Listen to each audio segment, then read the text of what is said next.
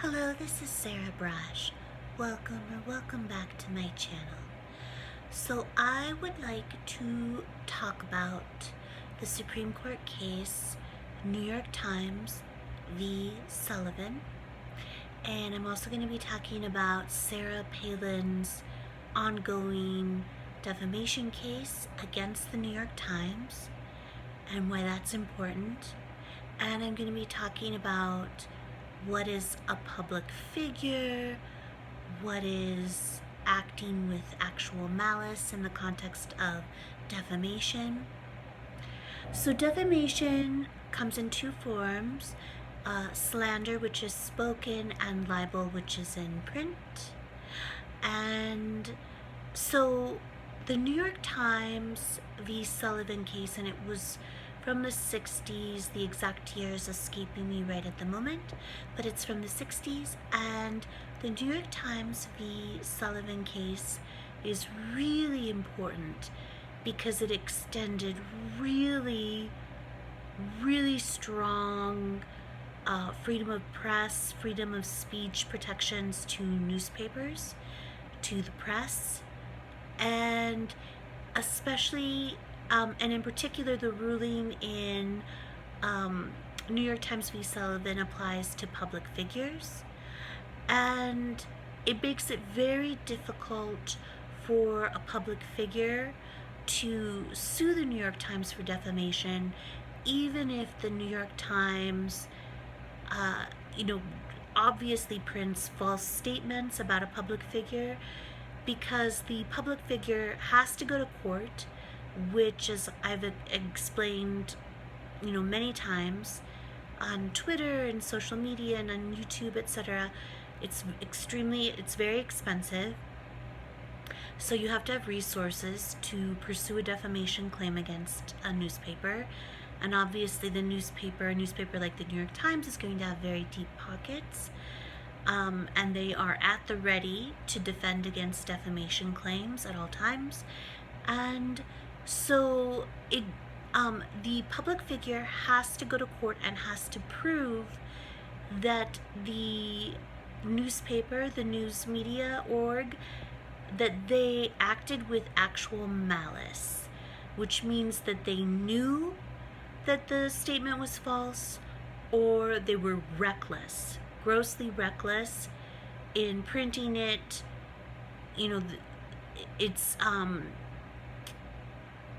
It's actually sort of, there's in the Model Penal Code, this isn't a criminal case, but in the Model Penal Code, there's sort of 4 degrees of mental intent.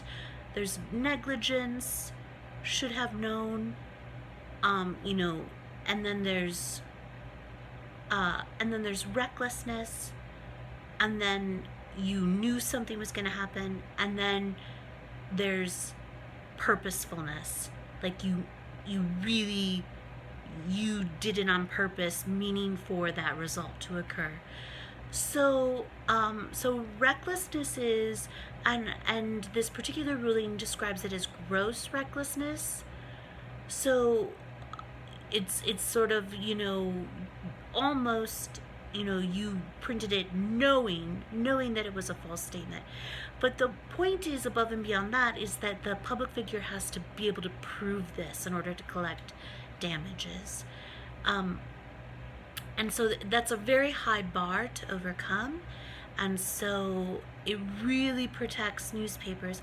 And don't get me wrong, you can understand why you would want newspapers to have this kind of protection if they were behaving responsibly and not as they are nowadays as the fake news press. But if they were behaving responsibly, then you would want the newspaper to have a very strong press and speech protection like this, so that, because you want the newspapers to be exposing corruption, crime, of government officials. And so you want to protect the newspapers. That's the purpose, that's the point. That is the point of this ruling. We want newspapers to expose bad actors, especially bad actors. No one fails to understand this. I understand this. Here is what has happened that needs to be corrected, and that we must revisit the New York Times v. Sullivan. We must revisit it, and we must correct this. So you think, well, Sarah, I don't even understand how New York Times v. Sullivan applies to you. You're obviously not a government official. You aren't even a public figure, are you? So here's what, so obviously the New York Times has destroyed my life, destroyed my reputation, destroyed my livelihood. In August 2019, the New York Times said that what I did at Yale was the same as this white woman who pulled a gun on some black children who were on her lawn. That was a front page news story in the New York Times. The New York Times made 2 super fun and funny front page games, one starring Niecy Nash, no less, out of trying to get me killed and destroying my life and lifelong human and civil rights career, etc. So, and of course they did all of this at the behest of Yale, the Yale administration, including Yale President Peter Salovey. No one's confused about what has happened. The New York Times is evil. They define fake news press, and only recently, very, very recently, like a couple weeks ago, the New York Times, published another Karen article, another article on Karen's Gone Wild, and the viral videos, the Karen's Gone Wild viral videos. And this was like the first time where they didn't defame me, at the very least by including a link to another news story that included me, and they didn't. So maybe they finally learned their lesson after almost 3.5 years of me exposing them as the lying bigots and frauds that they are. Maybe the New York Times has finally learned not to defame me in their weekly Karen story. Okay, so no one's confused about what the New York Times did to me. No one's confused about this. They destroyed my life. I can't get a job at a gas station. I could very easily end up starving to death on the streets. No one cares. Can you even imagine the millions, and I'm not even joking, the millions of dollars that just the New York Times made off of trying to get me killed and destroying the life of an innocent Yale grad student and lifelong civil rights attorney? It's crazy. They're not giving that money back. They're not giving up, and they're certainly not handing any to me, even though I almost died, and the New York Times is responsible for destroying my life, and I could still very well die. I'm still intermittently suicidal. I can't get a job. I can't get a job at a gas station. I could very easily end up on the streets, starving to death. No one cares. The New York Times doesn't care. They're not giving back any of the millions that they made off of trying to get me killed. And so now that's just the New York Times. Now imagine the entire, on a global scale, or just a national scale, just on the national scale, the entire Get Sarah Brosh Killed moral outrage industry. Just imagine, try to imagine how much money was made by everyone. The law schools, they have their own moral outrage industry, Get Sarah Brosh Killed moral outrage industry. The politicians, the academics, the journalists, the Hollywood actresses, everybody's got a Get Sarah Brosh Killed moral outrage industry. And just imagine, just on a national scale, the untold millions that were made off of destroying my life and trying to get me killed. An entirely innocent person and a private nobody. So that brings me back to my point. So no one's confused about what has happened, right? So this is what the New York Times has done. And this is why I have to care about the New York Times v. Sullivan and why it must be revisited. Because basically what is happening now is that the fake news press, including the New York Times, has free rein, has carte blanche to wantonly destroy the lives of private nobodies, of innocent private nobodies, drive them to suicide, destroy their livelihoods, get them killed. It doesn't matter. The New York Times basically has free rein to do this, particularly in the case of these Karen's Gone Wild viral videos.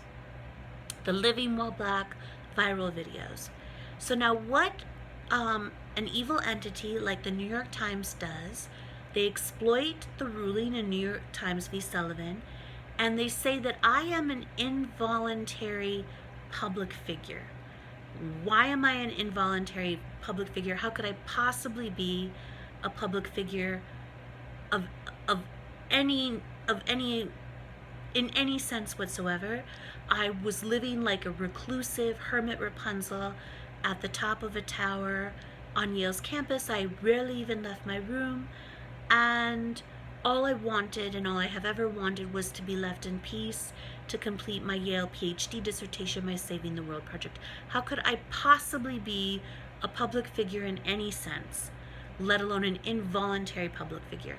So what an evil entity, a fake news press like the New York Times says, is that the video, the illegal video that Lolata Ciambola took of me at 2 a.m. standing in the threshold of my own isolated Yale dorm room, where I had a reasonable expectation of privacy, that video is a matter of public interest. That's what makes me an involuntary public figure, and that's why, because I'm a public figure, the New York Times v. Sullivan apparently applies to me, which makes it nearly impossible for me to bring a claim against the New York Times for defamation, even though everyone knows no one is confused about what the New York Times did to me. No one is confused about this.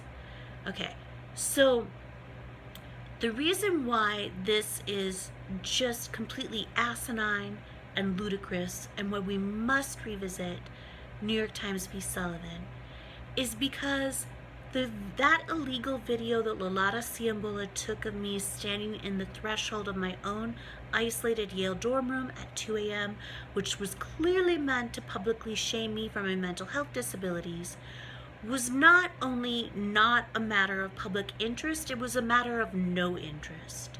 What happened at Yale on May 8th, 2018 was, and I don't think I'm being hyperbolic, I don't think at all, histrionic, not in the least. That was the least newsworthy thing that probably happened on planet Earth that day. And I know that not everyone, well, the New York Times certainly knew that it was a hate crime hoax, the Living or Napping While Black hate crime hoax. But I know that not everyone in the general public appreciated this point, but the New York Times certainly understood that. But even if someone didn't understand that this was a hate crime hoax that was happening, even if you assume the worst case scenario of what happened, the worst case scenario of the narrative that was propagated around the world, I'm someone, a Yale grad student, who called the non-emergency helpline of the Yale campus police exactly as I had been instructed to do by the Yale administration, because this isn't what happened, but because I allegedly found a stranger in a part of my dorm where I did not expect to find a stranger. And so I called the non-emergency helpline of the Yale campus police to come check things out and make sure everything was okay. That is the worst case scenario of what happened. Who cares? Who cares? Who cares? And actually, I commented on this on Twitter not long ago. I was watching an interview that Obaid Omer had done with Clyde Rathbone, one of the founders of Letter, which has just been acquired by Substack. And I was saying, like, because I just love this one quote in there in the interview from Clyde where he says, how is this front page news when there are actual problems in the world? There are actual problems in the world, and the New York Times is making front page news out of someone on the Yale campus finding a stranger on the door on campus somewhere where they didn't expect that person to be, and calling basically campus security to come check things out and make sure everything's okay. That is the worst case scenario of what happened.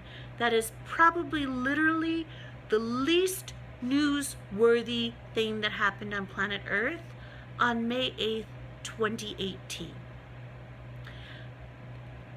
This is so asinine and so ridiculous, and this is why New York Times v. Sullivan must be revisited, because the way things stand right now, the New York Times can just, and they do, they keep doing it. They keep doing it, and I keep exposing them for doing it. They keep taking non-events and trying to blow them up into global racial hysteria, just like they did to me. Just like they did to me for moral outrage industry money. And the New York Times doesn't care if they destroy innocent lives. They don't care if they drive innocent private nobodies to suicide. They don't care. They don't care if they destroy human rights careers. The New York Times could not care less. Okay, I want people to understand that. And that's why it must be revisited. And this is also why Sarah Palin's defamation suit against the New York Times is so important to me. It is so important to me, even though Sarah Palin is very obviously a public figure, right? Because the New York Times is saying that I am one too. And there's nothing more asinine and evil than this. There's nothing more asinine and evil than this. I was the antithesis of a public figure. The New York Times made me a public figure by blowing a non-event into a global racial hysteria, and now they're saying I am a public figure because they made me one. They don't get to make me a public figure and then claim that I am one. And the other thing they try to say, and they all try to say this, is that because I'm actually trying to save my life and career, that I'm making myself a public figure. Merely because I'm trying to save my life and career, because I'm speaking out publicly to save my life and career. And that shouldn't make me a public figure. Just the mere fact that I'm trying to save my life. I should be able to save my life and not have to be a public figure, for the purposes of bringing a defamation claim. So anyway, that's why Sarah Palin's defamation suit against the New York Times is so important. I don't want this video to get too long, but I'm so happy to be able to talk about this. So I will probably do more videos in this area on this subject. So I love you all so much, and I will have all of my fundraising links below, my PayPal me, my GoFundMe, the direct link to Randazza Legal Group. Please support me, because we have to stop the fake news press. This is not just about little old me. As long as they can get away with making a cheap buck off of getting a private nobody killed because they think that private nobody can't fight back, the New York Times is going to keep doing it. Okay? They're not profitable anymore. Well, I'm sure they're still profitable, but the margin is getting narrower and narrower, and they are going for the clickbait, they're going for the fake news, they're going for the sensationalized defamation, they're trying to wring every dollar out of their business model. And so as long as they can keep making this cheap money off of the backs of private nobodies, and they don't care if they get those private nobodies killed, they are going to keep doing this. They will never stop. We have to make them stop. It's not going to end with me. They're just going to keep doing it over and over and over and over again. Okay? So I just thank you so much. Please support me so we can stop them. We have to stop them before they get someone else killed and destroy one more innocent life. I love you all so much. Okay, have a great night.